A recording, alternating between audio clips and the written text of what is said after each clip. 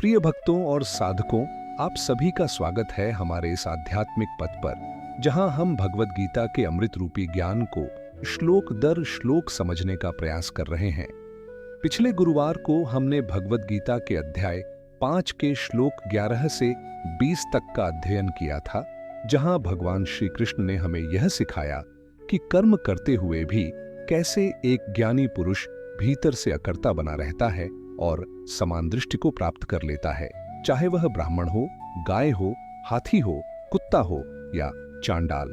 हमने यह भी जाना कि एक आत्मज्ञानी व्यक्ति का हृदय कैसा शांत, निःस्पृह और आनंदपूर्ण होता है और वह सांसारिक सुख दुख में फंसे बिना आत्मा की पूर्णता में स्थित रहता है। आज हम आगे बढ़ते हुए श्लोक 21 से 29 तक को विस्तार से समझेंगे। यहाँ भगवान श्री कृष्ण हमें बताएंगे कि बाह्य विषयों से रहित होकर ध्यान और प्राणायाम के अभ्यास से कैसे एक साधक परम ब्रह्मानंद को प्राप्त करता है। साथ ही यह भी बताया गया है कि जो भगवान को यज्ञों का भोक्ता, सबका स्वामी और सबका सच्चा मित्र मानता है, वही परम शांति को प्राप्त करता है। श्लोक 21, बाह्य स्पर्शेष्व सक्तात्मा विन्दत्यात्मनि यत् सुखम स ब्रह्मयोग युक्तात्मा सुखमक्षयमश्नुते। भावार्थ, जो व्यक्ति बाह्य विषयों में आसक्ति नहीं रखता और आत्मा में स्थित होकर जो सुख प्राप्त करता है, वह ब्रह्मयोग से युक्त होकर अविनाशी सुख का अनुभव करता है। व्याख्या, भगवान यहां बता रहे हैं कि असली सुख बाहरी वस्तुओं में नहीं बल्कि आत्मा के भीतर है। जो साधक बाह्य आकर्षणों से परे होकर अंतर्मुखी होता है, वही ब्रह्मानंद को प्राप्त करता है और वह सुख न क्षणिक होता है न सीमित। श्लोक 22, ये ही संस्पर्शजा भोगा दुःखयोनय एवते आद्यंतवन्तः कौन्तेय न तेषु रमते बुद्धः। भावार्थ, हे अर्जुन, जो सुख इंद्रियों के संपर्क से उत्पन्न होते हैं वे वास्तव में दुख का कारण हैं। वे आरंभ और अंत वाले होते हैं, इसलिए बुद्धिमान व्यक्ति उनमें आनंद नहीं लेता। व्याख्या, इस श्लोक में इंद्रिय सुख की क्षणिकता और उसकी पीड़ा पर प्रकाश डाला गया है। यह सुख प्रारंभ में मीठा लगता है लेकिन अंत में दुख देता है, इसलिए ज्ञानी व्यक्ति इनसे विरक्त रहता है और स्थायी आत्मिक आनंद की ओर अग्रसर होता है। श्लोक 23, शक्नोति हैव यह सोढ़ुं प्राक्शरीर विमोक्षणात् काम क्रोधोद्भवम वेगम स युक्तः स सुखी नरः। भावार्थ, जो व्यक्ति शरीर छूटने से पहले ही काम और क्रोध से उत्पन्न होने वाले वेग को सहन कर लेता है, वही योगी है और वही सच्चा सुखी मनुष्य है। व्याख्या, भगवान कहते हैं कि आत्मनियंत्रण ही सच्चा पुरुषार्थ है।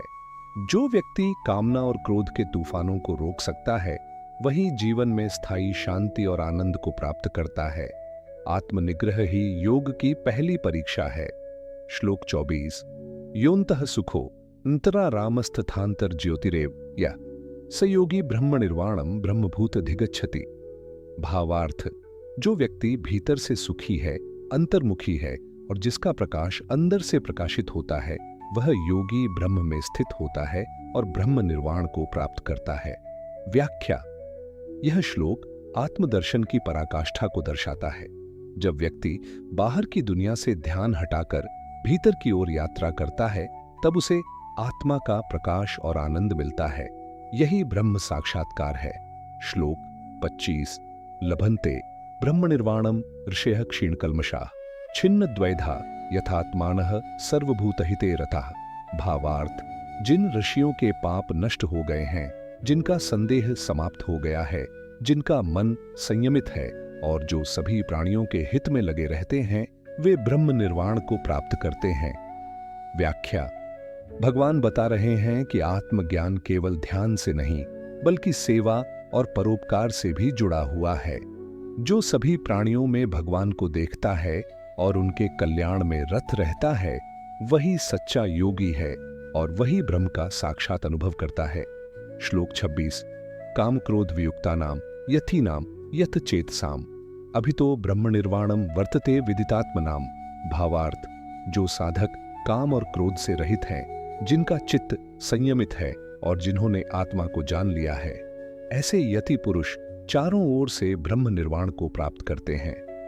व्याख्या, इस श्लोक में भगवान कहते हैं कि आत्मज्ञान केवल एक मानसिक समझ नहीं है, बल्कि आंतरिक अनुशासन और इंद्रिय संयम से युक्त जीवन का परिणाम है। जब व्यक्ति वासनाओं से मुक्त हो जाता है, तब ब्रह्मानंद उसके चारों ओर व्याप्त हो जाता है।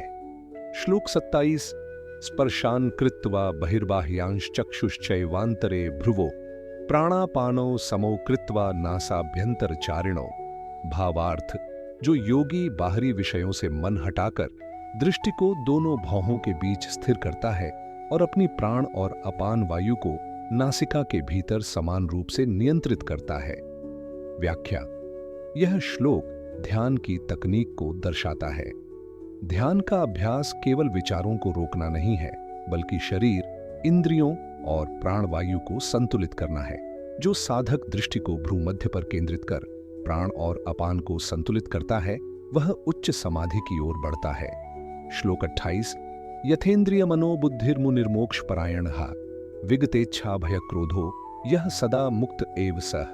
भावार्थ, जिस मुनि ने इंद्रियों, मन और बुद्धि को वश में कर लिया है, जो मोक्ष को ही लक्ष्य बनाकर चलता है और जिसकी इच्छा, भय व क्रोध समाप्त हो चुके हैं, वह सदा के लिए मुक्त होता है। व्याख्या, भगवान यहां स्पष्ट कर रहे हैं कि आत्म मुक्ति का मार्ग केवल ज्ञान या ध्यान से नहीं, बल्कि संपूर्ण व्यक्तित्व के संयम से संभव है। जो अपने मन बुद्धि को नियंत्रण में रखता है, वह मोक्ष को सहज रूप में प्राप्त करता है। श्लोक 29 भोक्तारम यज्ञत्पसाम सर्वलोक महेश्वरम सुहृदम सर्वभूतानाम झात्वा माम शांति मृच्छति। भावार्थ, जो मुझे यज्ञ और तप का भोक्ता, समस्त लोकों का स्वामी और सभी जीवों का सच्चा मित्र जानता है, वह परम शांति को प्राप्त करता है। व्याख्या, यह श्लोक पूरे अध्याय का सार है। भगवान श्री कृष्ण स्वयं को न केवल सर्वोच्च ईश्वर के रूप में प्रकट करते हैं, बल्कि यह भी बताते हैं कि वे सबके परम हितैषी हैं। जब कोई साधक उन्हें अपने स्वामी, सुहृद और परम तत्व के रूप में जान लेता है, तभी उसे वास्तविक शांति और मोक्ष प्राप्त होता है। निष्कर्ष, आज के श्लोकों में हमने देखा कि वासनाओं और क्रोध से मुक्त होकर संयमित जीवन जीने वाला साधक ब्रह्म में स्थित हो जाता है। ध्यान, प्राणायाम और मन की एकाग्रता से वह आत्म साक्षात्कार की दिशा में बढ़ता है।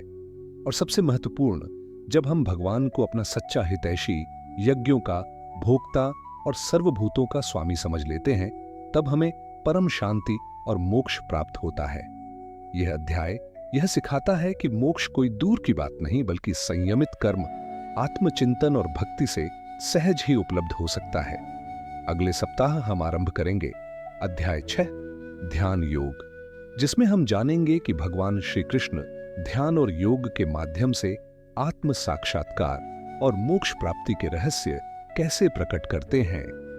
हम पहले 10 श्लोकों का विस्तार से अध्ययन करेंगे। अंत में, यदि यह ज्ञान उपयोगी लगा हो तो कृपया वीडियो को लाइक करें, चैनल को सब्सक्राइब करें और इसे अन्य साधकों तक पहुंचाएं। हरिओम तत्सत।